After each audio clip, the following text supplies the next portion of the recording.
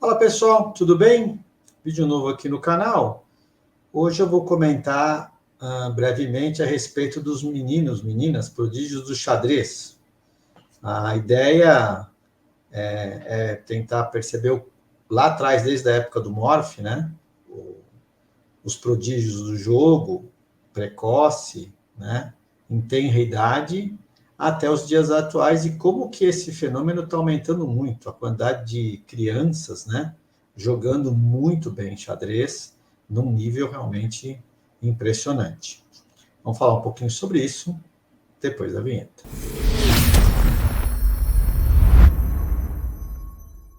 Muito bem, pessoal, então vamos bater aqui um papo a respeito dos prodígios do xadrez.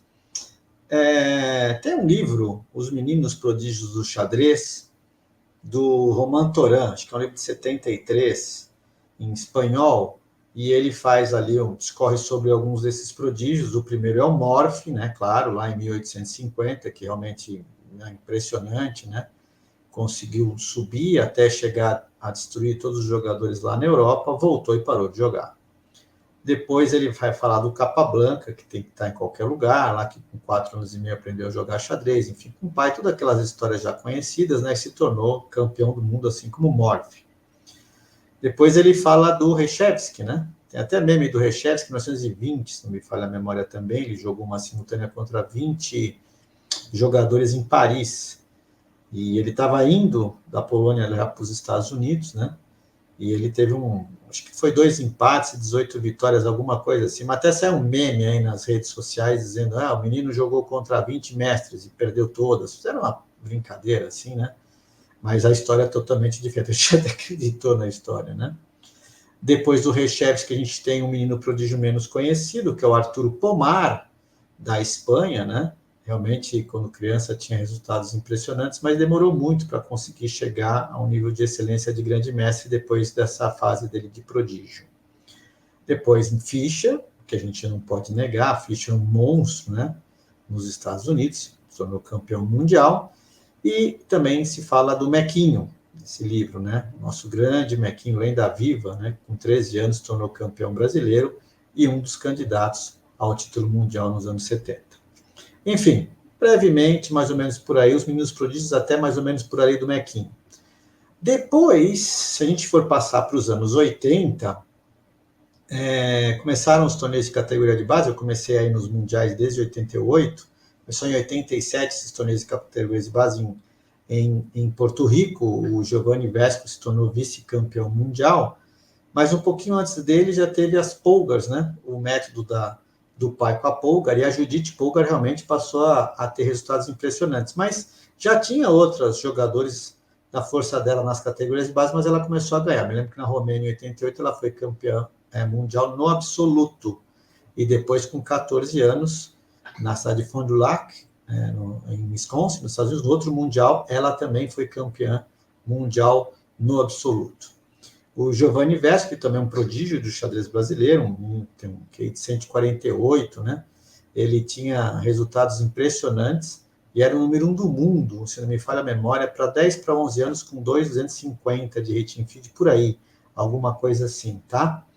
E ele também tinha 1 ano e 8 meses, por aí, mais ou menos, mais velho que o Leitão, eles jogavam às vezes na mesma categoria, e o Leitão também, um prodígio, jogando muito bem os torneios de categoria de base. O Leitão chegou a ser 2 vezes campeão mundial, 2 vezes vice e 2 vezes terceiro. Eu acho que nenhum brasileiro conseguiu, nas categorias de base, resultados como esse.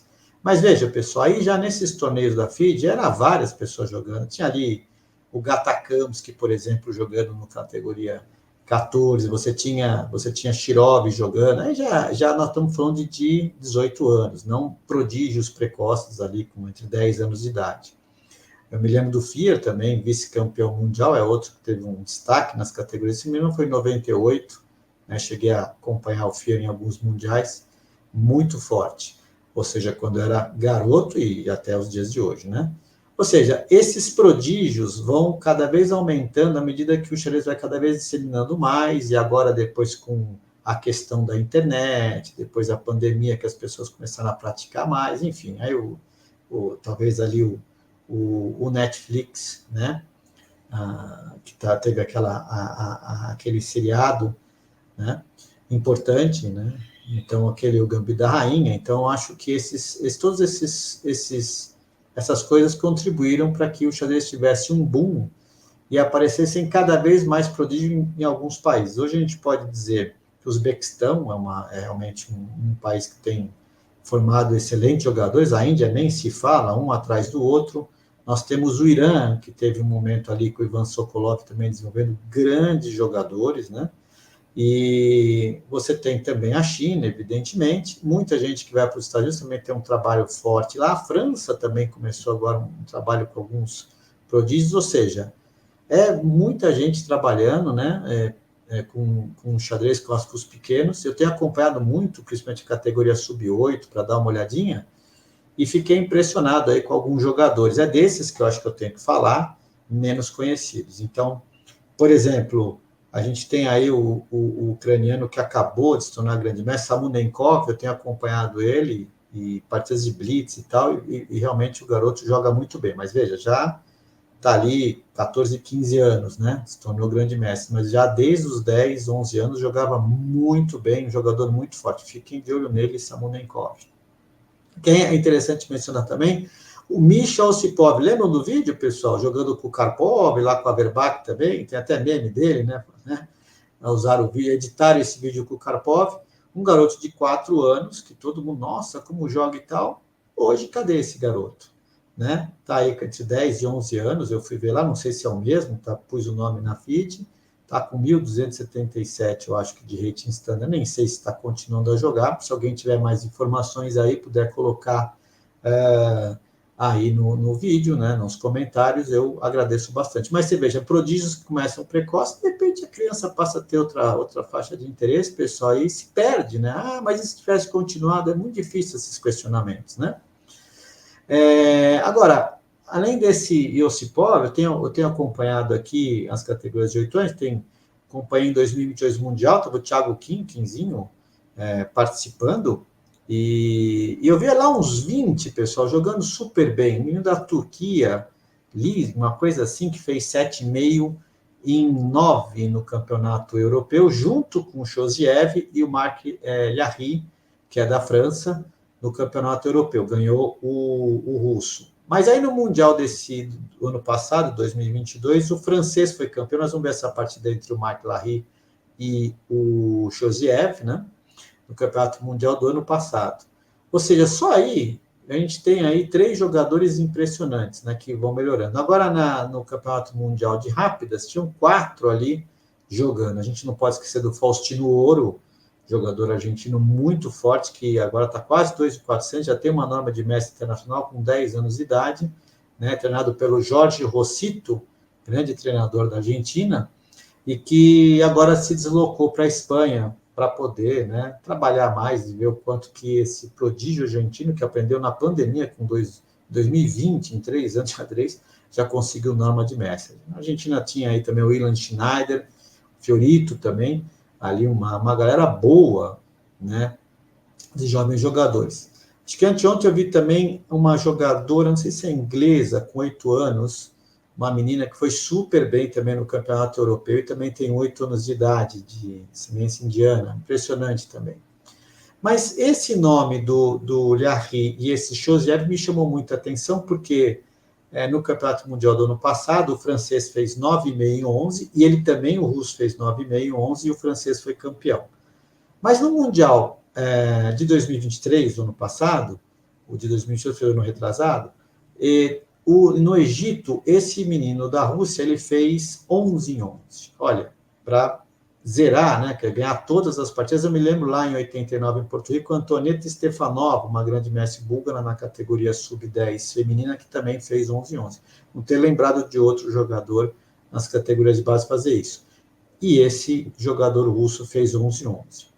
E agora, nesse campeonato que o Vescovi foi participar, ele teve no Uzbequistão, ele jogou nas rápidas 13 rodadas, ele conseguiu jogar com 10 grandes mestres e 3 mestres internacionais. Ganhou de 2 grandes mestres, depois empatou mais 2 com grandes mestres, ganhou de 2 mestres internacionais, ou seja, fez 5,5 pontos, ganhou 190 pontos, por aí, mais ou menos, de rating feed na categoria rápido. Ou seja, é um garoto realmente impressionante. Se vocês procurarem lá, vocês vão ver uma entrevista no chess.com, ele com a mãe, né? O entrevistador lá comentando, perguntando umas coisas para ele. Então, esse garoto promete, mas como eu falei, nessa categoria 8, 10, 12, tem um monte, qualquer um aí, de repente, pode progredir. A gente não sabe que a precocidade ela vai até um limite, né? E depois a coisa se estagna, né? Você tem uma estagnação, e aí depois você vê aqueles que vão realmente conseguir vingar e passar de 2.700 ou quase 2.800. Ou seja, essa é só a precocidade é uma possibilidade, mas a gente tem que ver que depende de muitos fatores para que você consiga realmente se manter e virar um profissional de qualidade e mesmo um campeão mundial de xadrez. Eu separei essas duas, essa partida aqui do Mark Liahri contra o Shojev, ele vai perder. Esse garoto que eu falei que foi muito bem agora, ele tinha 7 anos em 2022, quando jogou essa partida, e o francês tinha 8, ou seja, tinha 1 de diferença no Mundial, e os dois fizeram, como eu falei, reitero, 9,5 e 11. Olha essa partida para vocês terem uma ideia de um garoto de 8 anos com um de 7 nesse campeonato mundial. Seguiu E4, siciliana, olha só, e aqui o Mark Liahri jogou essa linha e o jogador russo tomou com um peão de cavalo, e agora aqui jogou E5. Tem bispo D3, outras variações, mas esse lance quer ganhar espaço, né, a troco de expor um pouco aqui as casas centrais, mas esse é um dos lances mais jogados, e depois de cavalo para cá, ele jogou aqui, tudo teoria.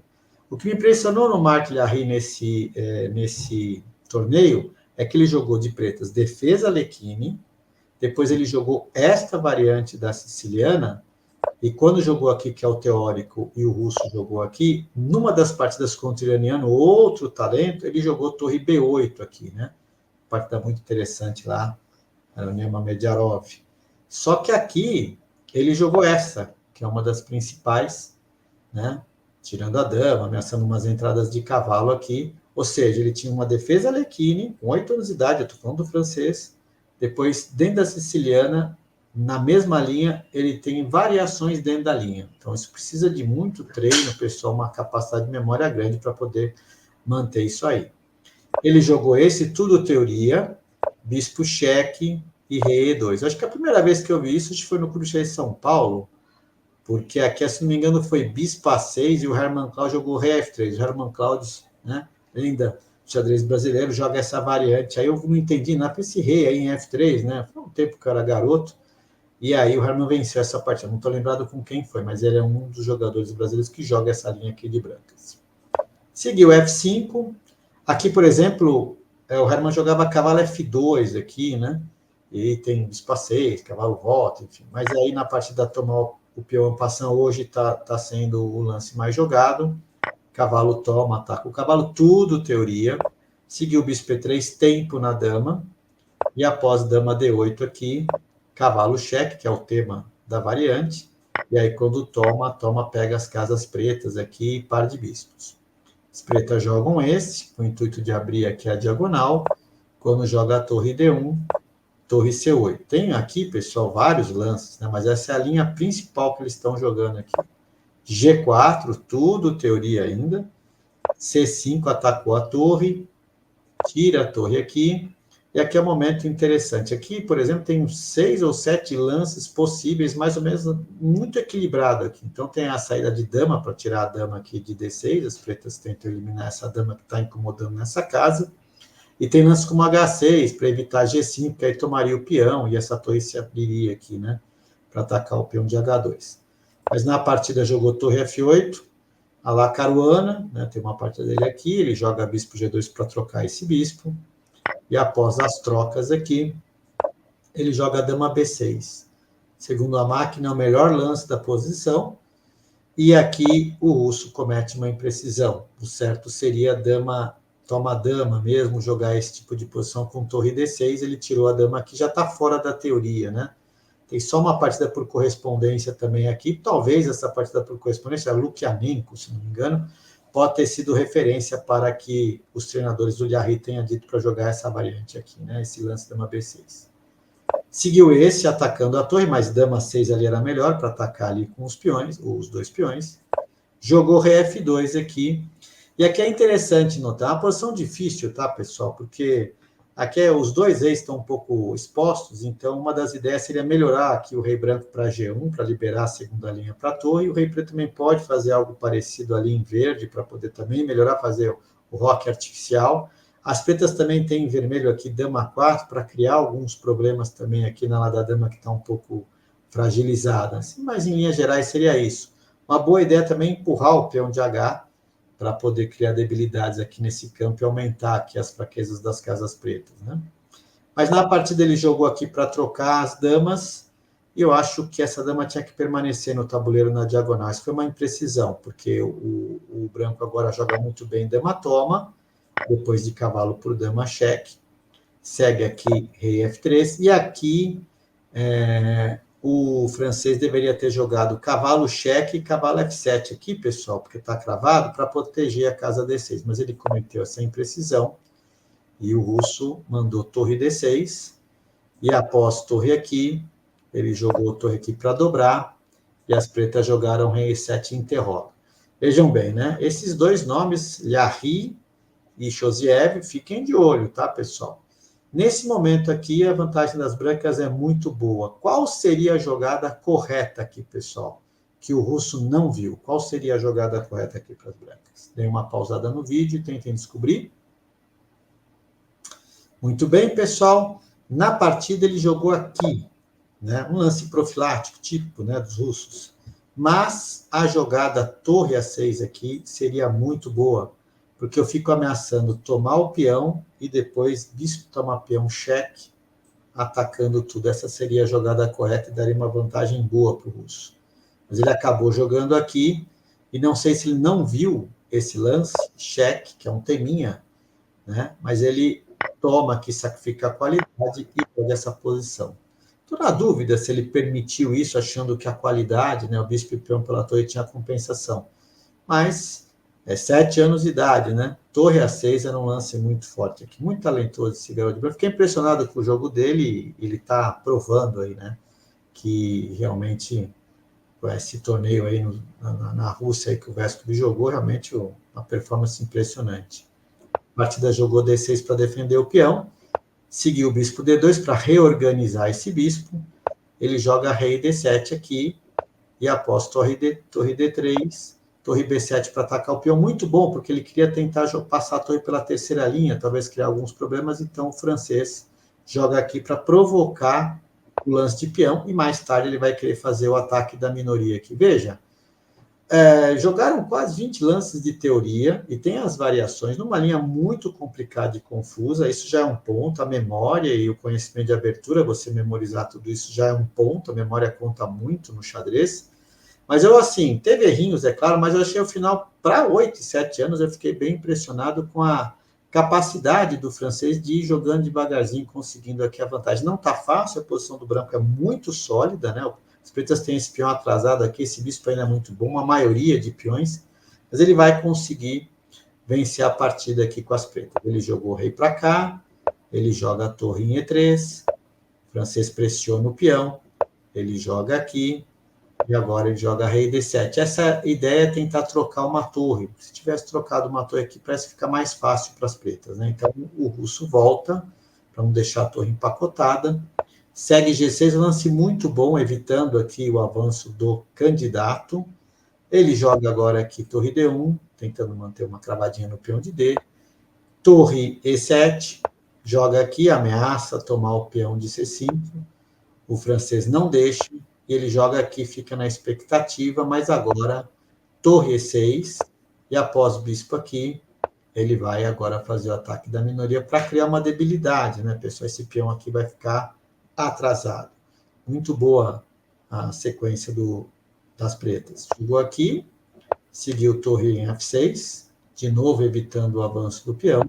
Ele joga H4, o peão vai para A4 aqui. Na hora que joga com H5, ele toma, e após torre B8, ataca o peão, Ele tem que voltar e ele joga muito bem aqui. Agora, peão por peão fino, essa jogada, pessoal quebrando para ganhar algumas casinhas. O russo toma, e aí ele joga aqui para atacar o peão. Após rei G4, ele joga aqui. Mesmo assim, continua difícil, né? Ele joga a torre 3 para pressionar, e agora aqui ele comete um deslize. Aqui era muito importante impedir aqui o torre 6 cheque. Talvez essa torre voltando para cá, e aí sim, talvez jogar com D5. Mas na partida ele jogou esse e esse lance aqui, que está certo, ele quer se livrar do peão atrasado, né? Tentar abrir linhas para a torre e o rei poder entrar. Mas agora o garoto acha a torre 6 cheque, 7 aninhos, hein, pessoal? Reitero. E após rei aqui, faltou para ele complementar. Né? Torre aqui agora era a melhor jogada, criando problemas com torre A7 cheque, aqui realmente as brancas conseguem a igualdade. Mas ele acabou errando aqui, ficou com medo talvez desse peão ficar passado, e após torre toma, agora ele tem chances de atacar o peão isolado aqui, e esse peão ficar passado, tá, pessoal? Na partida jogou esse, e agora torre G8 cheque, empurrando o rei um pouquinho para trás, né? Depois ir com o rei nas setinhas azuis era o correto. Né? Ele acabou jogando esse, eu entendi, ele quer atacar o peão e, enfim, bloquear, mas depois dessa jogada muito interessante do russo, ele pega o peão e após cheque, ele joga aqui. E aqui ele jogou esse lance, que é uma ideia boa, mas ele deveria ter melhorado essa ideia com torre cheque, e após aqui, torre aqui, olha que ideia, pessoal. E agora eu ameaço jogar F5, que a torre ficou presa. E não tem a casa H6 como teve na partida. Bonitinha essa ideia, não era fácil, não. E agora eu acho que ele vai ter que entregar uma das torres aí e o jogo vai ficar igual, né? Mas na partida, ele acabou jogando esse aqui diretamente, e aí o francês percebeu e tirou a torre para H6. Seguiu bispo F2 para pressionar o peão, ele dá um chequinho, que é o correto, para empurrar o rei para trás, não ficar tão ativo, e agora H5 avança o peão passado. O russo tenta as chances dele nesse peão passado também, ele ataca o peão, ele dá um chequinho para deslocar o rei vem para cá, e ele vem aqui, ataca a torre e defende o peão, torre cutuca o bispo. Opa, será que é um erro? O bispo aqui atacando as duas torres? Não, ele dá um chequinho, e quando o rei sai, ele crava o bispo e ataca o peão fraco. Muito bom esse momento aí da partida do francês. Eu percebi ali eu vi acho que no Chess 24, né, que agora não tem mais o site, eu vi ali os tempos, né? Ele joga muito rápido, enquanto o russo tinha muito pouco tempo, ele tinha uns 50 minutos no relógio, uma coisa impressionante a rapidez do francês. Seguiu aqui, e agora a torre ataca o peão, torre defende o peão, rei entra para poder pegar o peãozinho, ele joga lá, peão cai, e ele tenta agora avançar o peão máximo que dá, mais um cheque para deslocar o rei, e agora quando avança, ele joga ali, opa, ameaçou um chequinho em B8, ele esconde o rei aqui, não permitindo que aquele peão promova. Ele joga aqui para atacar o peão, o francês tem que tomar, ele toma e vai simplificando, né?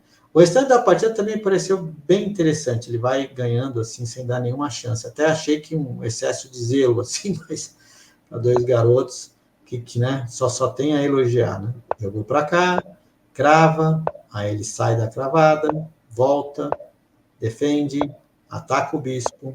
Na hora que tira o bispo, ele vai fazendo escadinha, tá vendo? Vai empurrando, ataca o bispo, vai jogando o rei para o canto. Excelente técnica, né? Agora vem para cá para avançar o peão. E chega uma hora que ele tem que entregar. Agora uma torre a mais. Ainda assim, ele vai levando o rei. O russo vem para cá, ele volta. Aí chequinho, aqui, chequinho.